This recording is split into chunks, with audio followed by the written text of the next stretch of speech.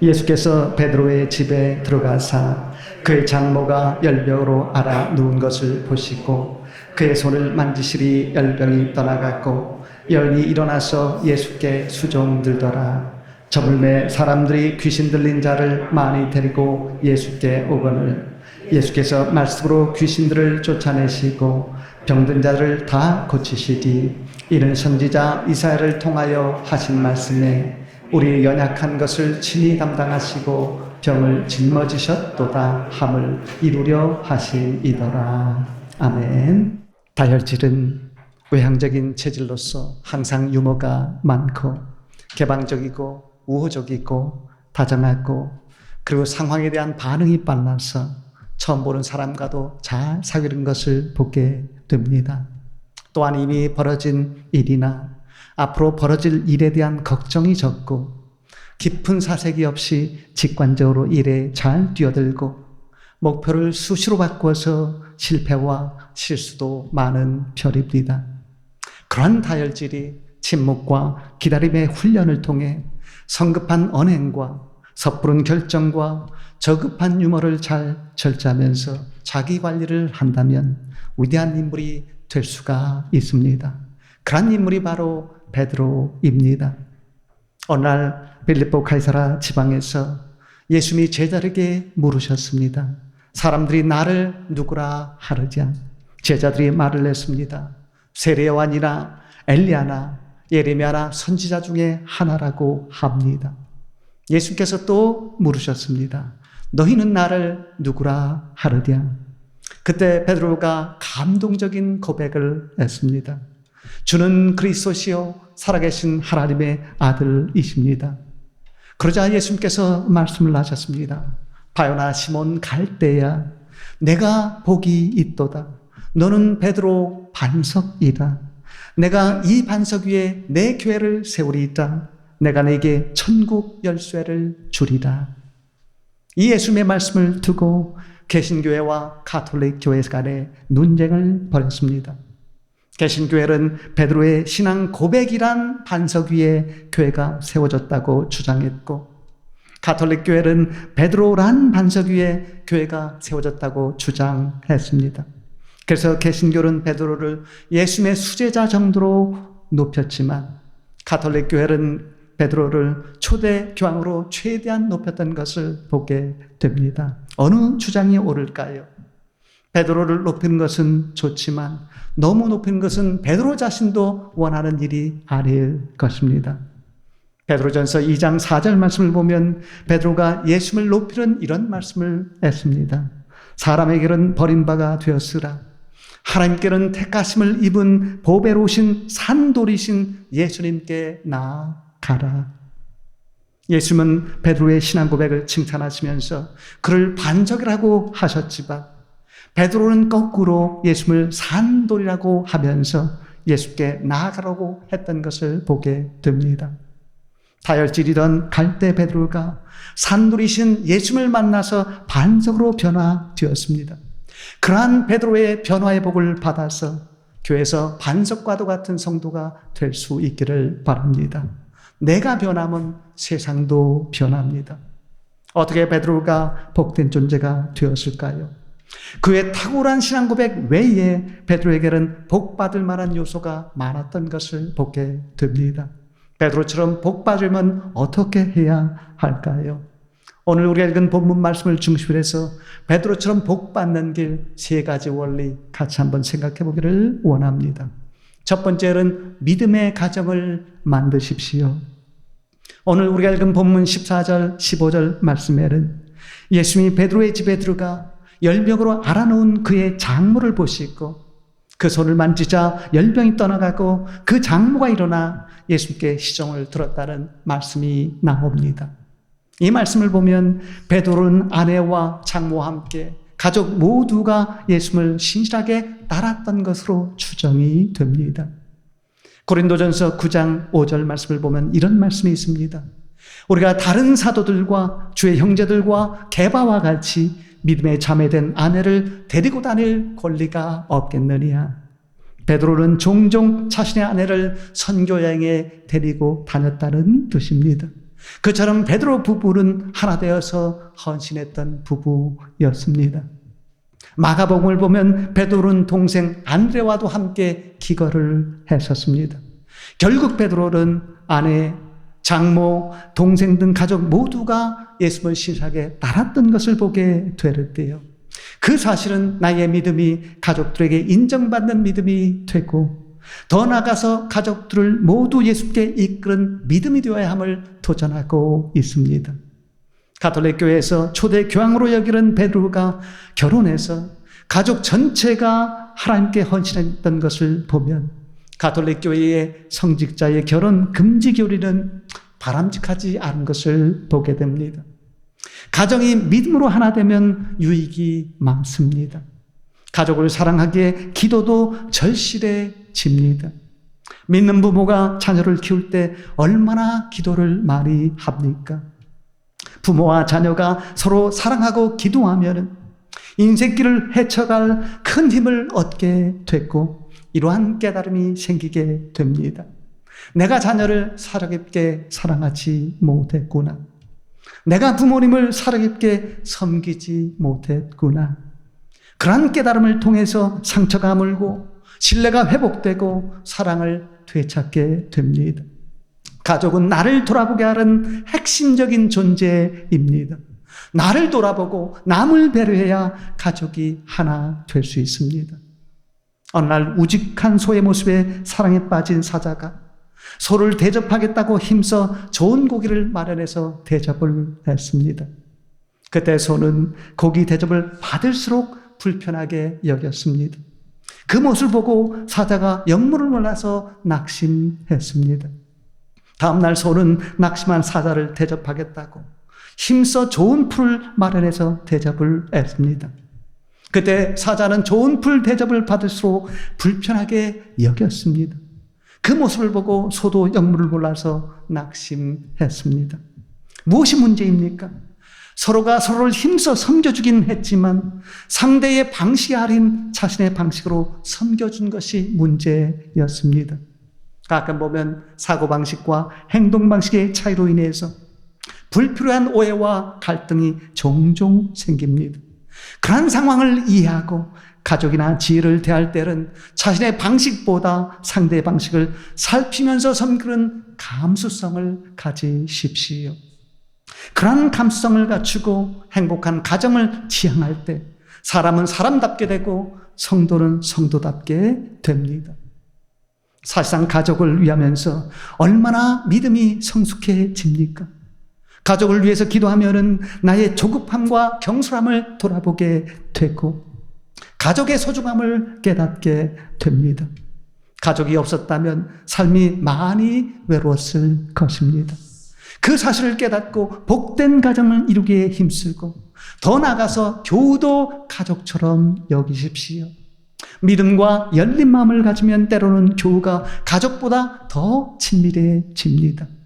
사람에게 하나님께서 주신 최고의 선물은 좋은 가정임을 깨닫고 믿음의 가정을 만들려고 할 때 베드로처럼 복된 존재가 될 줄로 믿습니다. 두 번째로 베드로의 복을 받으려면 약자를 거절하지 마십시오. 예수님께서 베드로의 집에 들어가니까 날이 저물었습니다. 그때 사람들이 귀신 들린 자를 많이 데리고 예수님께 왔습니다.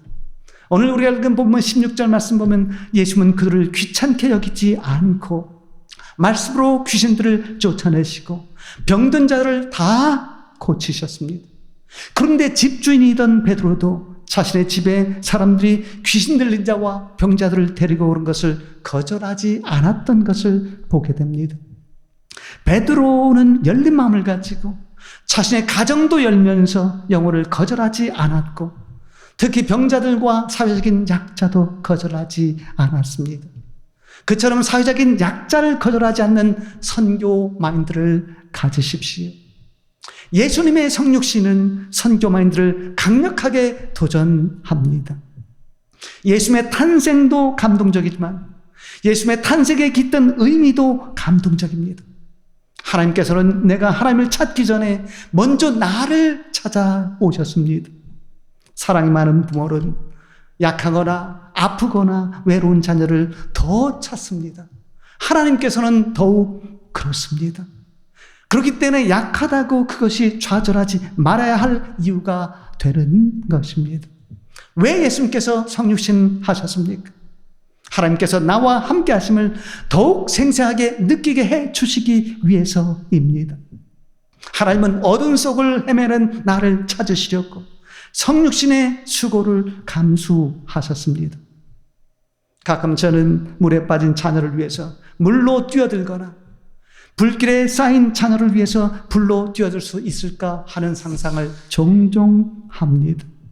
그때 무작정 뛰어들면 같이 죽을 수 있기 때문에 최대한 침착하게 행동해야 하지만 실제로 그런 상황이 벌어지면 나도 모르게 뛰어들 수 있게 되는 것이죠. 그런데 실제로 죽을 줄 알면서도 하나님께서는 이 땅에 뛰어드셨습니다. 그러한 성신의 사랑을 가지고 의로운 약자를 위해서 힘든 상황으로 뛰어들 줄 아는 믿음을 가지십시오.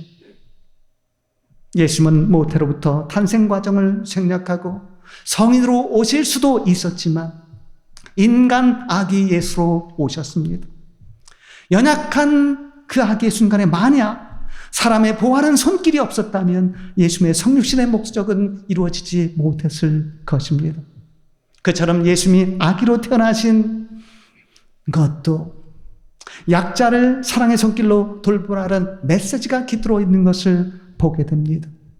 그러한 성육신과 십자가의 사랑을 생각하면서 힘이 없는 자를 힘으로 누르기보다 오히려 힘 있게 만들려는 예수님과 베드로처럼 살아야 복된 존재가 될 수 있을 것입니다. 세 번째로 베드로의 복을 받으려면 말씀 중심적으로 사십시오. 오늘 우리가 읽은 본문 17절 말씀 보시면 그때 예수님께서 왜 귀신 들린 자와 병든 자를 말씀으로 치유하셨습니까? 우리의 연약한 것을 친히 담당하시고 병을 짊어지셨다는 이사야 53장 4절 말씀을 이루기 위해서였습니다. 예수님은 말씀으로 치유하셨고 말씀대로 이루셨습니다. 그 사실은 말씀 중심적인 삶이 얼마나 중요한지를 교훈하고 있습니다. 왜 갈릴리 나사렛의 평범한 처녀 마리아가 위대한 성모 마리아가 될 수 있었을까요? 성령이 한 처녀 잉태 소식을 듣고 주의 여종이 오니 말씀대로 내게 이루어지다라고 한 마리아의 말씀 중심적인 믿음 때문이었습니다. 하나님은 복을 주실 때 먼저 어려운 일을 요구하시기도 합니다.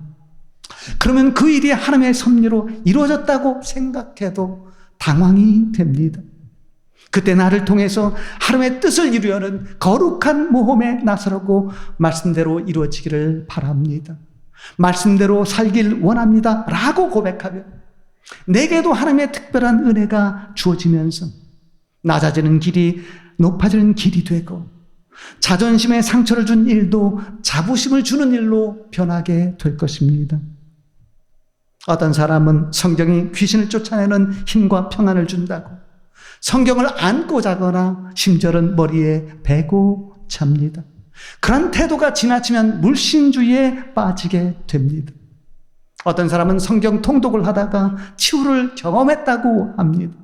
그런 역사가 나타날 수 있지만 사실상 말씀을 많이 읽은 기록을 가진 것보다 더욱 중요한 것은 말씀대로 행하는 것입니다. 성경이나 경건서적을 볼 때 깊은 깨달음과 감동을 주는 글에 밑줄을 긋지만 더욱 중요한 것은 하나님께서 나의 삶의 기록에 밑줄을 긋도록 하나님을 감동시키는 것입니다. 링컨은 수많은 좌절을 딛고 미국 대통령이 되었습니다. 그렇게 된 것에는 매일 아침 가진 2시간의 말씀 묵상이 큰 역할을 했다고 합니다. 말씀은 영혼의 양식입니다. 식사 밥상보다 말씀 밥상이 더 중요합니다. 시편 23편 5절에 이러한 말씀이 있습니다. 주께서 내 원수의 목전에서 내게 상을 차려 주시고 기름을 내 머리에 부으셨으리 내 잔이 넘치나이다. 원수 앞에서도 말씀의 밥상을 멀리하지 않으면 이성을 잃지 않게 되고 장조성과 지혜를 발휘해서 결국은 승리하게 됩니다. 말씀 묵상은 승리하는 삶과 치우치지 않는 균형 잡힌 삶을 위해서 꼭 필요한 것입니다. 하나님께서는 어떤 기도를 기뻐하실까요? 말씀을 앞세워서 하나님의 뜻대로 하는 기도를 기뻐하십니다. 창조성과 지혜도 지속적인 말씀 묵상을 통해서 개발이 됩니다. 말씀으로 영혼을 가꾸어서 말씀이 나의 삶에 스며들면서 나타나게 하고, 영성도 말씀 중심적인 영성이 되게 하십시오. 말씀 중심적인 영성은 사람을 점차 겸손하게 만듭니다. 겸손은 약한 것이 아니라 오히려 강한 것입니다. 하나님 안에서는 진짜 부자나 진짜 강자는 겸손합니다. 온유한 사람이 땅을 기업으로 받는다는 말씀처럼 겸손한 사람이 나중에 보면 더 높아져 있음을 보게 됩니다. 사람의 말씀에 깊이 젖어 있으면 부정적이고 비판적이고 과시적이고 감정적인 말이 줄어들면서 삶의 여백이 있게 되고 삶의 여지를 두게 되고 삶의 여유가 생기게 되는 삼녀의 삶이 넘치게 됩니다. 또한 말씀 중심적인 삶은 사람을 전차 인격적인 사람 이상의 성경적인 사람으로 만들고 점차 예수님과 가까워지다가 나중에는 예수님처럼 사라지게 만듭니다. 어떤 사람은 성령 충만과 말씀 충만을 반대 개념으로 여깁니다. 잘못된 오해입니다. 오늘날 교회의 핵심 문제는 성령 충만의 부재와 성령 충만의 오해입니다. 어떤 사람은 성령 충만을 열정이 충만하고 은사가 외적으로 나타나는 것으로 여기지만 성령 충만이 때로는 깊은 침묵과 잔잔한 삶으로 나타나기도 합니다. 외적으로만 충만하면 감정 기복이 심해지면서 오히려 삶의 침체와 저하가 나타나기도 쉽습니다. 참된 성령 충만은 헌신과 열정과 봉사와 교회 사랑과 교우 사랑을 낳고 무엇보다도 겸손한 영성을 낳습니다. 결국 성령 충만의 반대말은 자아 충만입니다. 성령 충만이 있어야 믿음을 지킬 수 있고 인생과 인생 길을 지킬 수 있습니다. 믿음의 성숙도 성령 충만의 열매입니다. 어떻게 성령 충만이 주어집니까? 간절히 기도만 한다고 주어지지 않습니다. 간절히 기도만 해서 주어지는 충만은 무속적인 모습이 될 수 있습니다. 하나님께서 기뻐하시는 뜻대로 기도해야 합니다. 그래서 말씀이 필요합니다. 결국 말씀 충만을 위해서 성령 충만이 필요하고 반대로 성령 충만을 위해서 말씀 충만이 필요합니다. 말씀 충만이 전제된 성령 충만이 있어야 믿음이 주는 신비가 신비주의로 변질되지 않습니다. 한 할아버지가 주일에 예배 때마다 겨우에 1살 된 아기가 사랑스러워서 자주 안아 주었습니다. 그런데 그 아기를 안아주면서 평소에 잘 안 쓰던 근육과 관절의 무리로 인해서 고관절 통증과 어깨 통증이 생기게 되었습니다. 남들이 걱정할까 봐 그런 그 사실을 혼자만 알고 있었습니다. 고관절 통증은 식사 후에 주로 생겼고 어깨 통증은 잠잘 때 주로 생겼습니다. 그런데 신기하게도 주일에는 교회에서 식사한 후에는 고관절 아픈 것이 거의 없었고 어깨 통증도 거의 없었습니다. 그래서 교인들은 그의 몸이 아픈 것, 이상한 것을 아무도 알지 못했습니다. 신기한 일은 그 1살 된 아기가 그 할아버지를 좋아해서 할아버지의 품에만 꼭 안기려고 했습니다. 할아버지의 고통을 어른은 아무도 몰랐지만 그 아기만 알고 마치 사랑의 표시를 하는 것 같았습니다. 얼마 후에 그러한 사랑의 교감으로 인해서 할아버지도 치유가 되었습니다. 신비한 일이죠. 지구와 화성만큼의 먼 거리에 놓인 두 사물이 서로 동시에 반응할 수 있다는 신기한 양자역학의 원리처럼 가장 모를 것 같은 아기가